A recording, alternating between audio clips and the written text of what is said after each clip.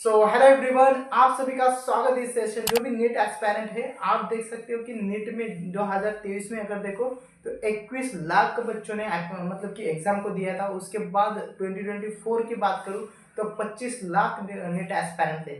उसी के साथ आप 2025 की बात करूं तो उसमें हो सकता है ये जो नंबर है, नंबर ऑफ एस्पायरेंट जो है इंक्रीज हो सकते हो। उसके साथ कुछ बेस्ट ऑप्शन है नीट के साथ आप कर सकते हो। कौन से एग्जाम आप देख सकते हो तो नाइजर है, नेस्ट है और मिलिट्री नर्सिंग सर्विस है। बेस्ट ऑप्शन हो सकता है, इसका भी एक्सप्लेनेशन पूर्ण बताऊंगा आपको। उसके बाद आपके ईटी जो कि कॉमन यूनिवर्सिटी इंट्रेंस टेस्ट है। उसके बाद आपकी आती है एम्स पैरामेडिकल।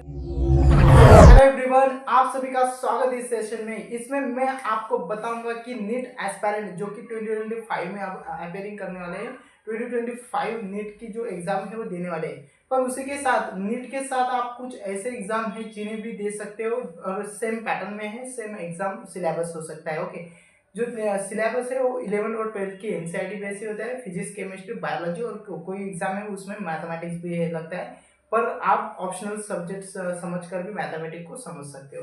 पर उसी के साथ जो भी नीट एस्पायरेंट है, आप देख सकते हो कि नीट में 2023 में अगर देखो तो 21 लाख बच्चों ने मतलब कि एग्जाम को दिया था। उसके बाद 2024 की बात करूं तो 25 लाख नीट एस्पायरेंट थे।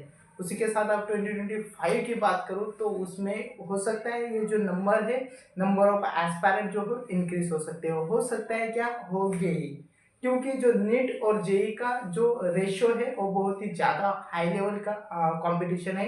तो उसमें जो है सीटें भी कम है। मैं यहाँ पर नीट एस्पायरेंट या जेई एस्पायरेंट को जो है पर्टिकुलरली हम नीट एस्पायरेंट की बात करें तो मैं डिमोटिवेशन करने नहीं आया हूँ, पर मैं रियलिटी बता रहा हूँ। रियलिटी यही है कि 25 लाख बच्चे जो है आप नीट एस्पायरेंट या फिर रजिस्ट्रेशन या पेपर देते हो, पर उसमें कुछ ही बच्चे होते हैं जो सीरियस होते हैं मतलब कि नीट के रिलेटेड और डॉक्टर बनने के लिए।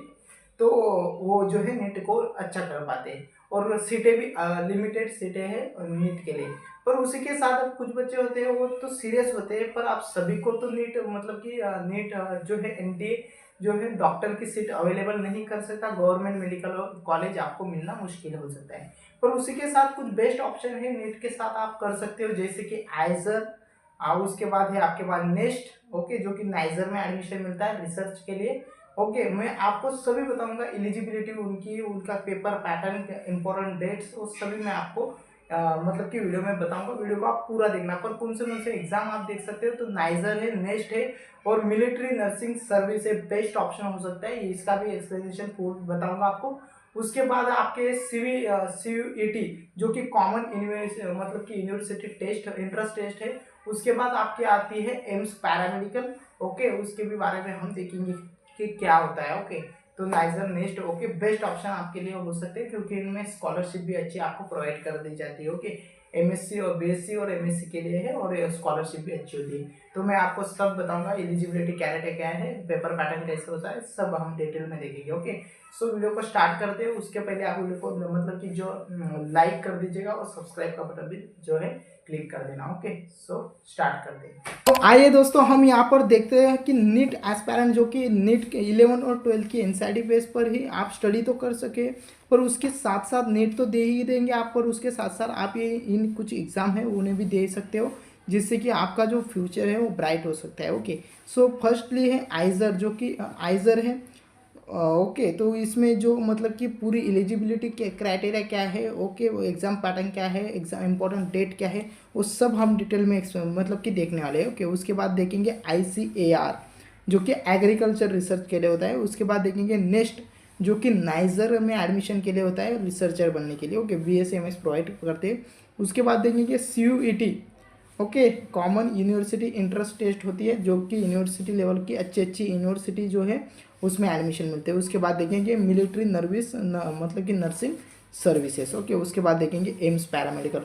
तो आपके नीट तो आप नीट में तो देने ही वाले हो, पर उसके साथ इन एग्ज़ाम को भी दे सकते हो, तो पोस्ट अच्छा होता है। तो आप देखिएगा, मतलब कि आपके हिसाब से आप देखेंगे कि आपको किस तरह का एग्ज़ाम चाहिए। ओके, तो मैं आपको एक एक एग्ज़ाम की मतलब कि दिखाता हूँ। हम एक एक एग्ज़ाम को डिटेल में देखेंगे, पेपर पैटर्न क्या है, एलिजिबिलिटी क्या है। ओके, सो फर्स्टली जो है हमारा नाइजर। ओके, सो फर्स्टली हमारे पास है नाइजर। जो कि है Indian institute of the science education and the research. Okay, तो रिसर्चर के लिए है। ओके, एलिजिबिलिटी अगर हम देखें तो अपेयरिंग, ये जो भी बच्चा आप 2020 मतलब कि जो भी स्टूडेंट 2025 में 12th देने वाले हैं, उसके बाद मतलब कि 12th पास है और ओके, तो उसमें आपको जनरल कैटेगरी वाले के लिए 60% चाहिए आपके 12th बोर्ड में कौन से भी। ओके, तो उसके बाद SC ST वाले के लिए 55% चाहिए। ओके, उसके बाद हम देखेंगे इंपॉर्टेंट डेट क्या है। तो इंपॉर्टेंट डेट है, लास्ट रजिस्ट्रेशन डेट है 13 मई 2025 को, और एग्ज़ाम जो है आपके जून में एग्ज़ाम होते हैं। ओके, जो भी एग्ज़ाम आने वाले हैं वो जून में ही होंगे, मतलब कि मोस्टली एग्ज़ाम जो है जून में। तो आप पहले नीट दीजिए, उसके बाद आप इन एग्ज़ाम की मतलब कि प्रिपरेशन तो आप नीट के लिए कर रहे हो, सिलेबस तो ख़त्म कर लोगे, उसके बाद सिर्फ आप मतलब कि क्वेश्चन की प्रैक्टिस कर सकते हो PIQ इन एग्ज़ाम की, तो आप हो सकता है उससे भी। ओके, तो कॉलेज अगर आप देखें तो पुणे, भोपाल है, कोलकाता है, उसके बाद तिरुपति, उसके बाद है तिरुवनंतपुरम। तो ऐसे कुछ कॉलेजेस है इसमें। इसका अगर पेपर पैटर्न देखें तो MCQ बेस होता है, और 3 हॉर्स मतलब कि 3 घंटे आपको मिलते हैं पेपर के लिए। करेक्ट आंसर अगर हो तो 4 मतलब कि 4 मार्क्स आपको मिलते हैं, और नेगेटिव मार्किंग होती है, नेगेटिव -1 आपका होता है रॉन्ग आंसर के लिए। तो सेम पैटर्न है जैसे कि नीट का है। ओके, करेक्ट आंसर के लिए 4 मार्क्स और रॉन्ग आंसर के लिए -1। ओके, उसके बाद नेक्स्ट एग्जाम देखेंगे हम। हमारा जो नेक्स्ट एग्जाम है वो हमारा ICAR है, ICAR। Okay, Indian counselling of the agriculture research. तो एग्रीकल्चर रिसर्चर के लिए है। उसके बाद इसमें एडमिशन किस तरह से मिलता है, BSc एग्रीकल्चर, BSc हॉर्टिकल्चर, उसी कलर चेंज कर लेता हूँ 1 मिनट, हॉर्टिकल्चर और BSc सेरिकल्चर, इनमें जो है आपको एडमिशन मिलता है। तो इस एग्ज़ाम में अपेयर करने के लिए क्या क्या एलिजिबिलिटी क्राइटेरिया, तो 50% जनरल, मतलब कि आपके 12th बोर्ड में 50% चाहिए जनरल क्या या OBC कैटेगरी वाले को, और 40% चाहिए SC और ST और PW कैटेगरी वाले को। ओके, सो एप्लीकेशन फॉर्म इसके चलते हैं 2nd week of the April. तो अप्रैल के 2nd वीक तक आपके एप्लीकेशन फॉर्म आ सकती है। ओके, उसके बाद पेपर पैटर्न की बात करूँ तो कंप्यूटर बेस्ड टेस्ट होती है, MCQ होते हैं जो कि 100 क्वेश्चन होते हैं, मतलब कि आपके 500 मार्क के लिए। ओके, और जो आपको मिलता है टाइम कितना मिलता है, 2.5 घंटा आपको मिलता है पेपर को देने के लिए। ओके, उसके बाद हम देखेंगे कि हमारा मतलब कि नेक्स्ट एग्ज़ाम जो है, नेक्स्ट देखेंगे हम क्या है।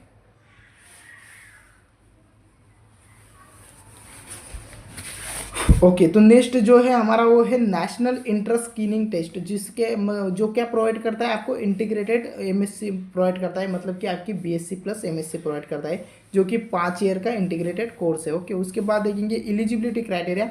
तो आपको ड्रॉपर भी चलता है, सेकंड ड्रॉपर भी चलता है, और ऑन गोइंग, मतलब कि आप अगर 2023 में पेपर दिया हो बोर्ड का, वो भी एलिजिबल है। 2024 में मतलब कि 2024 में बोर्ड पास किया था, वो भी एलिजिबल है, और उसके बाद 2025 में देगा, वो भी एलिजिबल है। तो ओके, सो ये बात भी आपको ध्यान में रखनी है।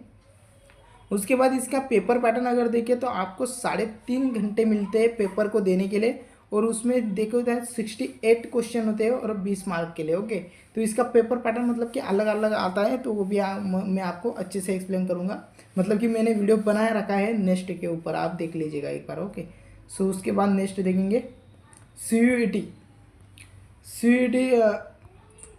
एक मिनट। ओके, तो CUET हम देखेंगे कॉमन यूनिवर्सिटी इंट्रेंस टेस्ट, जिसका एलिजिबिलिटी क्राइटेरिया देखें तो जनरल के लिए 50% आपको मार्क्स चाहिए 12th बोर्ड में, और SC ST वाले के लिए 45% चाहिए। ओके, और जो पेपर पैटर्न देखेंगे तो कंप्यूटर बेस्ड टेस्ट होती है, 50 क्वेश्चन आते हैं, और करेक्ट आंसर अगर आपका होता है तो 5 मार्क्स मिलते हैं, और रॉन्ग आंसर के लिए आपको नेगेटिव मार्किंग है, 1 मार्क कटेगा। ओके, तो इस बात का भी आपको ध्यान में रखना है। उसके बाद नेक्स्ट एग्जाम देखेंगे हम हमारी जो है हमारी मिलिट्री नर्सिंग सर्विस, एक बेस्ट ऑप्शन हो सकता है आपके लिए भी नर्सिंग सर्विस में, जो कि सिर्फ फीमेल कैंडिडेट के लिए हो। BSc नर्सिंग है।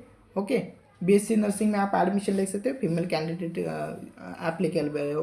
एप्लीकेबल कौन है, फीमेल कैंडिडेट। ओके, अगर इसमें सीट देखी जाए तो 220 सीट अवेलेबल है, और कॉलेजेस कौन थे तो AFMC पुणे, ये आर्म फोर्स का कॉलेज है, मेडिकल काउंसिलिंग के बेस्ट कॉलेज है। ओके, पुणे का। उसके बाद कोलकाता है, न्यू दिल्ली है, लखनऊ है, बैंगलोर है। ओके, एलिजिबिलिटी की बात करें जाए तो 50% आपको PCB के साथ चाहिए आपके 12th बोर्ड में। ओके, पेपर पैटर्न अगर मैं देखूँ तो biology, chemistry, physics, okay, English और ये GI भी आपको चाहिए। ओके, तो इंग्लिश और जीआई आपका मतलब कि एडिशनल है कि बायोलॉजी, केमिस्ट्री और फिजिक्स के साथ ही इसको भी आपको साथ ही साथ में इंग्लिश और जीआई की भी प्रिपरेशन आपको करनी पड़ती है। ओके, उसके बाद नेक्स्ट देखी जाए तो नेक्स्ट हमारा पास है, तो नेक्स्ट है हमारे पास एम्स। Okay, AIIMS paramedical. तो एम्स में हमने मतलब कि बहुत सारे स्टूडेंट को तो अभी तक ये भी नहीं पता होगा कि जो एम्स है वो पैरामेडिकल कोर्सेज भी प्रोवाइड करती है और उसके साथ वो अलग एक एग्ज़ाम उनका मतलब कि एमसी तो कंडक्टिंग कौन कंडक्ट करता है, कनेक्टिंग हो गया है, गलत है, कंडक्ट कौन कराता है, एम्स कंडक्ट कराता है। और एप्लीकेशन फॉर्म कब आते हैं इसके, तो 15 फरवरी से 15 मार्च के बीच में एप्लीकेशन फॉर्म इसका आते हैं और आपको भरना चाहिए। और पेपर पैटर्न अगर देखी जाए सो सिर्फ 10 MCQ आता है और उसके लिए आपको 1.5 घंटा आपको मिलता है पीसीबी या पीसीएम को लिए। ओके, सो ऐसे ही कुछ मतलब कि एम से ये पैरामेडिकल कोर्सेस है। अगर अगर मैं बात करूँ आपको कि आपको कौन से भी एग्ज़ाम के लिए डिटेल में वीडियो चाहिए तो आप मुझे कमेंट कर सकते हो। और उसी के साथ साथ आपको मतलब कि पूरा चाहिए कि एम्स पैरामेडिकल है तो कौन कौन से पैरामेडिकल कोर्स वो प्रोवाइड करता है, इसके लिए भी आप कमेंट कर सकते हो। उसी के साथ साथ आपको जिस भी मतलब कि जो भी क्वेश्चन आ चुका है होगा इन 5 एग्ज़ाम के रिलेटेड तो आप कमेंट सेक्शन में डाल दीजिए, मैं उस पर वीडियो बनाऊंगा। ओके, सो आपको मतलब कि नीट तो आप दोगे ही, पर नीट के साथ साथ अब आपकी एडिशनल पॉइंट होगा कि नीट के साथ साथ हम इनकी प्रिपरेशन कैसे करें, तो वो भी उसके लिए भी मैं वीडियो बनाऊंगा, आप कमेंट सेक्शन में डाल दीजिएगा। ओके, नीट के साथ इनकी प्रिपरेशन करना बहुत ईजी है और नीट के सिलेबस पे ही बेस इनका क्वेश्चन पैटर्न आता है, तो आप ये इस बात पर भी ध्यान रखना। सिर्फ आप कमेंट कर दीजिए, मैं बेस्ट वीडियो आपको बना दूंगा। ओके, सो ऐसे ही कुछ वीडियो के लिए बहुत इंफॉर्मेटिव वीडियो और नीट के रिलेटेड हो, जेई के रिलेटेड हो, सीईटी एमएसटी सीईटी के रिलेटेड हो या फिर महाराष्ट्र स्टेट बोर्ड के रिलेटेड हो, सभी टाइप के आपको मतलब कि यहाँ पर वीडियो मिल जाएंगे। तो आप क्या करना है, चैनल को सब्सक्राइब कर देना है और उसके साथ बेल आइकन को भी क्लिक कर देना है जिससे कि आपको नोटिफिकेशन सबसे पहले मिल जाएगी। Okay, so thank you so much.